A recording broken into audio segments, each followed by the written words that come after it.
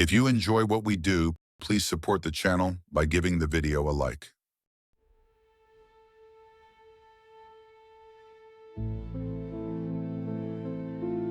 I was a beautiful young woman once, full of love and life. My lily-white skin was soft and warm, my belly swollen with new life, and my hand held by my husband, Edward. Edward was a good man. We married young in the spring, when the air was heavy with the scent of the blossoming trees and the ground damp with dew. I remember how he smiled when he lifted my veil, as if seeing me for the first time. His eyes were soft and blue, crinkling at the sides as he told me he loved me. Who could have known this man would become my curse? This kind, gentle man, whose love gave me such life that I might live forever. The winter came and my belly bulged with the fruit of our love. The chilled winds forced me to keep inside, and the maids tended to my every need. Many days I spent sewing by the fire, softly singing songs without meaning for hours on end. And then one night, I felt it. The pain was immense, as if I was been torn from the inside out. I screamed for my maids, and one cradled my arm and attempted to lead me to my chamber. Another ran for Edward, and he came crashing through the door, his manner wild with fear and excitement. He took my other arm, and I was brought moaning up the stairs, wailing and huffing with exertion. When finally I was safe in my bed, the doctor came. He went about his way and ordered me to push and breathe while Edward held my hand, both of us soaked with sweat. Suddenly the doctor paused. He spoke quietly to the midwife, and she ushered Edward out the room. He protested madly, shouting over her shoulder, "I am with you, Joanna." I smiled through the rat tails of my sodden hair and calmed him. "Do not fear for me, Edward. I will be safe here." My voice, though torn with pain, sounded surprisingly calm. He looked back at me desperately, and the door was closed in front of him. That was the last time I truly saw Edward. The doctor told me I was bleeding too heavily and he couldn't stop it. I cried, "My baby! Is my baby going to live?" But for all my life, I cannot remember if he answered me. In that instant, the world seemed to go numb. The pain was remained, but dulled, like a blunted knife. The room seemed to drift into gray before my eyes. I could see the doctor lifting up my child in a blood-soaked blanket, but all I could hear was the colossal ringing in my ears, and I did not know if the infant cried. The darkness closed in from the corners of my eyes as if I were falling down an endless hole, and finally enveloped me completely. Yet I did not truly leave. I was new, risen from my body and standing in the corner of my room. For a while all was silent, but for the ringing, although the light had come back to me. I saw the doctor open the door and speak to Edward, and I saw him fall to his knees and scream in pain. I saw the maids gasp and cover their mouths, and the midwife rocking my baby in her arms, humming softly, her eyes red and stinging. And I saw my body stretched out on that bloody bed, my eyes still open and looking straight at me. I tried to touch my hand, but my fingers passed straight through. We looked at each other for a while, as if I hoped my body would blink and sit up. Yet I lay there stoic, stubbornly deceased, and I felt as though I grew thinner, as if I was completely drained of everything. Then all sound gushed back and awoke me from my stupor. Edward's howling sobs, the weeping of the maids, and the screams of my baby. I went to the midwife, although she did not see me. In her plump arms, he seemed so small. He too was covered in blood, but he was so alive. His cries were the most beautiful thing I had ever heard, and amidst all the loss in my home, new life graced us. For a while, Edward did not look at our child. He allowed the maids to change my bedsheets, then placed me amongst new ones as if I were asleep. He laid beside me and embraced me all night, his tears soaking my cold, dead skin. It was as if he was trying to warm me, to bring me back to life. How I wanted to embrace him back, to tell him I was still with him, but there seemed no way. So I laid on the other side of my corpse, resting upon myself and watching darling Edward sleep, wishing with all my heart to come back to him. But I could only watch. Eventually, the undertakers came to collect my body. Edward did not fight them, but sat and watched them with eyes sunk and dead with grief.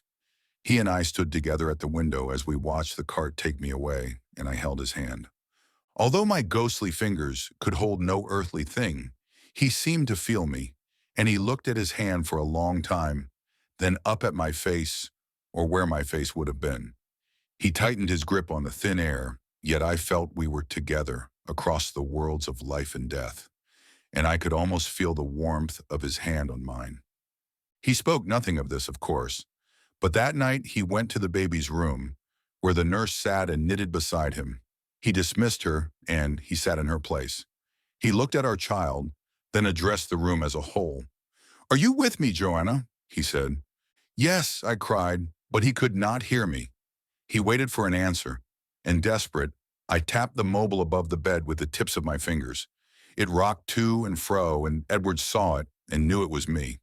The baby giggled at the knitted birds that moved with the mobile and held out chubby little hands to them. Edward looked at our child with love and spoke to me again. "As long as you are with me, my darling, I am a blessed man, but heaven knows I miss you even though you are here." He stroked the baby's head. "He is all I have left of you, my baby boy. He is the evidence of our union, and I haven't even named him yet." He let tears run down his face as the boy gripped his finger in his tiny palm. "Jonathan," he whispered, in memory of my Joanna. I smiled and stood beside him as he cradled our son, like some twisted family portrait. I placed my hand on his shoulder and we sang to him together, a folk song my mother had sung to me when I was a child, and Edward's mother to him. "Sleep now, my love, for all the night. Slumber soft until the light warms your heart and warms your mind, and teaches you wisdom to love and be kind. Sleep now, my love, for all the stars shimmer, watching from afar, and angels will watch you and smile with delight as you sleep all through the night." Edward slept in the chair that night, with Jonathan softly snuffling in his arms.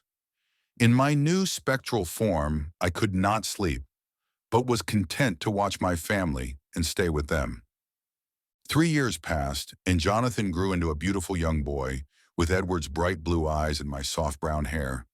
The maids adored him, and Edward doted on him. We would sit together on the floor and play, and Jonathan seemed to feel my presence with him, just as Edward did. Sometimes a maid would happen upon Edward speaking to me and back away to gossip, but they did not bother us. We were the perfect family. That winter, after his third birthday, Jonathan became terribly ill. His fever ran high and beads of sweat ran off his little head, and Edward cried for him. The coughing was the worst part. I could not hold my baby in my arms and tell him it would all be all right, but only stand and watch as he coughed up blood and mucus. His plump little body became emaciated and his face sallow with sickness. The doctor told Edward it was too late to save him, and all they could do was make his passing comfortable. He wept all night, holding my sweet baby's hand, and when he cried, he called him Joanna. I wondered if my baby would join me in the next life, and that I might finally be able to touch him. I had seen other spirits in this realm, the ghost of the gardener's boy that was crushed by a falling tree, the specter of the old man who had lived here before us and passed in his sleep, but not many. I had spoken to them once or twice, but one by one they left me. The old man was first. He moved on not a month after I had come to this world, and the gardener's boy left when his father died, after a terrible force caused his heart to stop. I was alone on this side of reality. I suppose it was selfish to wish this upon Edward, but it was such a lonely existence. I never wished for Jonathan's death, but it came sure enough. He'd been sick for so long, it was almost a relief when he finally passed. I could see it in Edward's eyes behind the pain of his loss. He held my baby's hand so tight it was almost impossible for the doctor to move him away. Then he locked himself in our chamber, weeping uncontrollably. I wept too. I had lost my only son. Never again would I see him laughing with Edward or squirming on the maid's lap, and still he did not come to me in the next life. I waited for days, but he never appeared. I felt the pain of loss in full force. He was truly gone, snatched away from me forever. I screamed and howled, and the sorrow turned to fury, giving me the strength to fling vases from their places, smash mirrors, and throw open doors in my mad search for my son. The maids were driven almost insane with fear and called for the priest to exorcise the house, but Edward would not allow him to take me away. We looked together, I in the spirit world and he in his dreams, and still there was no sign of Jonathan. Edward barely left his room, but sat in his bed and spoke to me, even when I was not in there with him. I suppose it brought him comfort not to be alone. But I was alone, and I was afraid of being so forever. Many doctors came to see him, friends and even religious men, in the hopes of bringing him back to health. They told him, "It does not do to dwell on dreams. We must all move on." But my Edward refused. He expressed his fear to them, telling them I had stayed behind, but Jonathan had not returned to him. He asked if Jonathan was lost and afraid, or if it was I that was left behind. They only shook their heads at him. "Joanna isn't here," they would say as I held his hand. As my misery grew, I grew stronger with it. Rumor quickly spread around the town of hauntings in my home.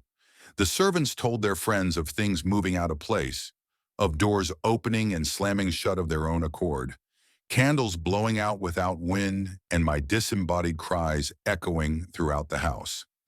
One maid, a simple creature called Marianne, was dusting the mantelpiece one warm June night and happened to glance into the mirror. Behind her, she saw my ghostly image, darkened with fury and loss. But when she turned, she could not see me. She quit that night. The cook was soon to follow, after I forced all the knives to hurl themselves at the wall near where he stood. I never intended to harm them, only to drive them away, so we could be alone, my husband and I. Those rumors they spread were toxic to him, and I knew that I must protect him. I had no idea that I was sealing my own fate. A whole year passed, and every servant in the area refused to work for Edward in his haunted house.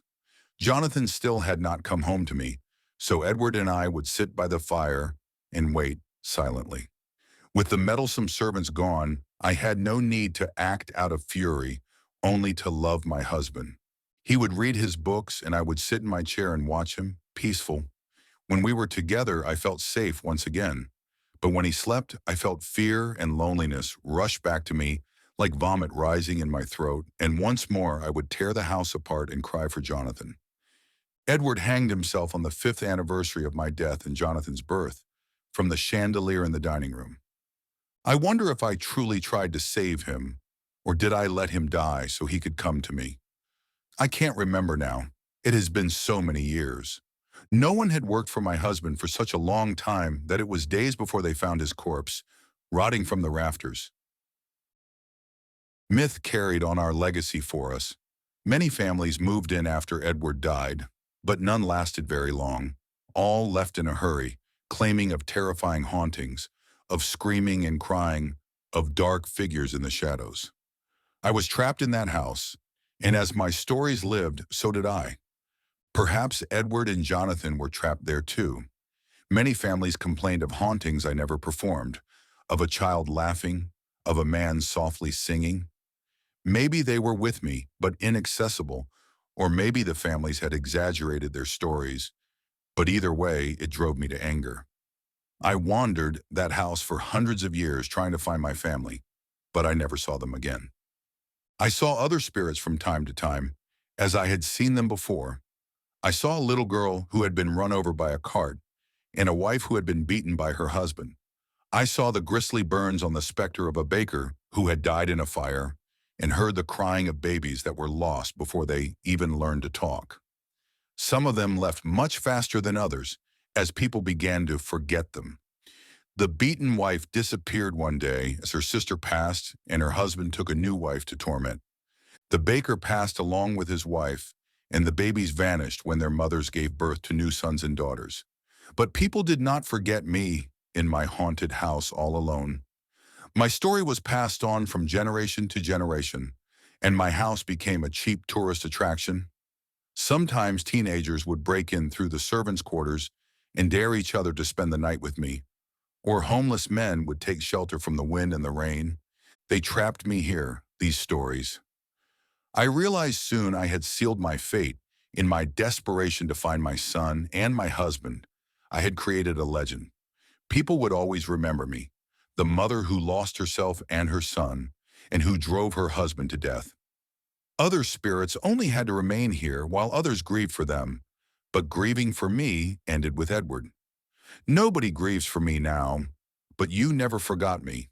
And so we wander the house together but apart, for perhaps an eternity, looking for each other and for our son. I grow tired of searching in vain, but I cannot cease to exist when others have cursed me to stay. Maybe Jonathan and Edward have moved on now, and it is only I that is stuck in this imitation life. I might never know. All I want is to rest in peace with my family, but you keep me here, like an exhibit in some twisted zoo. And so I cry here, alone forever, begging you to forget me.